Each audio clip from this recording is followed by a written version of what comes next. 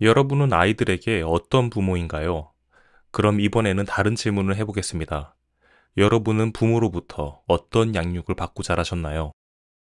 육아가 늘 짜증과 화, 좌절 불안의 연속이었던 저는 대학 심리학과 조교수, 교육부 지정 인성교육원 이사장을 거쳐 현재는 놀랍게도 육아 코칭 센터 대표로 일하고 있습니다. 아내와 함께 행복하고 즐거운 육아를 하고 있으며 아이와 함께하는 하루하루가 소중하고 퇴근 후 기껏 한두 시간 아이와 함께 보낼 수 있는 시간이 무척이나 기대됩니다. 육아가 어려운 부모님을 만나 상담을 진행해보면 대다수 모르는 것이 하나 있습니다. 바로 부모 자신에 대한 이야기입니다. 예를 들어 내담자에게 질문을 하나 해봅니다. 어머님은 어렸을 적 부모로부터 어떤 육아를 받고 자라셨나요? 그럼 대부분 당황을 먼저 합니다. 네. 어디서 또 이런 질문을 받아본 적이 없었을 겁니다. 왜냐면 육아는 대개 부모가 아이를 기르고 알려주고 가르치는 일이기 때문에 아이에 대해 더 잘 알고 관심을 가져야 한다고 생각하는 것이 상식이기 때문입니다. 실제로 많은 육아 전문가들은 말합니다. 우리 아이들을 위해 더 많은 관심을 가질 필요가 있습니다. 그리고 부모님들은 육아 전문가들의 조언을 듣고 따르기 위해 굉장히 많은 시간과 노력을 들입니다. 부모라면 당연히 내 아이의 행복을 위해서 노력해야 한다고 생각하실 겁니다. 그러나 조금만 더 생각해보면 사실 이것은 부모에게 더 잘해내야만 한다는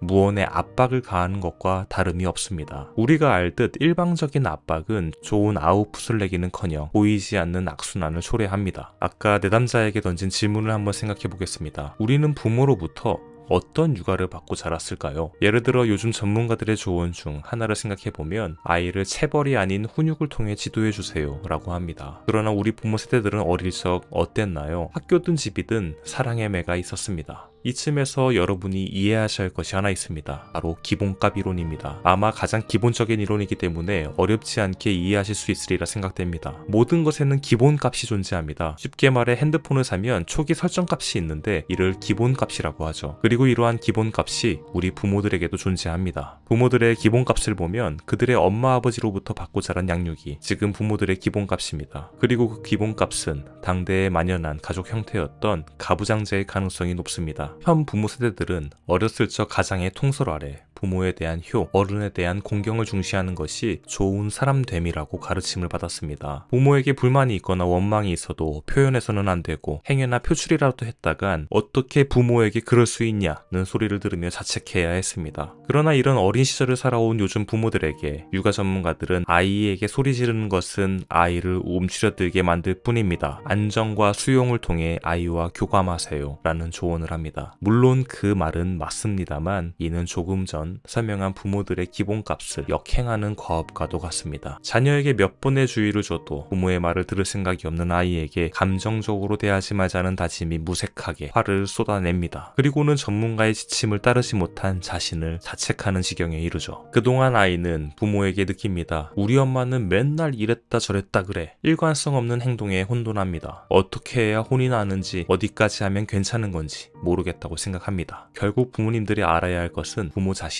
기본값을 잘 알아야 합니다. 이것을 잘 알았을 때의 차이는 꽤 놀랍습니다. 내가 나의 부모로부터 받은 것이 가부장적인 육아법이다. 그게 나의 기본값이다. 그러니 일부 그런 모습이 나에게 자연스럽게 나올 수밖에 없는 것을 인정하자. 하지만 내 아이의 더 나은 행복을 위해 바꿔줄 수 있는 건 해보자. 이렇게 부모 자신의 기본값을 인정하면 마음이 간결해집니다. 스스로 자책하고 좌절감을 느낄 일이 현저히 줄어듭니다. 스스로 아이를 위해 해줄 수 있는 부분은 해주고 그렇지 못한 건 상식선에서 깨끗이 내려놓습니다. 세상에는 완벽이란 존재하지 않습니다. 부모 자신에게도 약한 점이 있는 것입니다. 부모가 스스로 이를 알고 있으니 약점이 나타날 상황이 되면 가족들은 서로 협력하게 되고 응원과 지지의 자세가 기본값이 됩니다. 참 안타까운 점은 대부분 육아 전문가들이 부모들에게 조언을 할 때 부모가 먼저 자신을 이해하고 그 안에서 또 다른 해결책을 모색하는 것이 아니라 일방적으로 부모가 바뀌고 잘해야 한다고 합니다. 오늘은 보통 부모들은 모르는 육아할 때 좌절감을 경험하는 진짜 이유에 대해 알아봤습니다. 사실 육아로부터 자유로운 마음을 갖고 이 각박한 세상 속에서 잠시라도 행복한 삶을 보내기 위해선 부모들이 알아야 할 몇몇 가지가 더 있습니다. 그리고 이는 대부분 부모 자신에 대한 이야기들입니다. 앞으로 구독자 여러분들과 우리의 이야기를 해나가 보려 합니다. 많은 관심과 응원 부탁드립니다.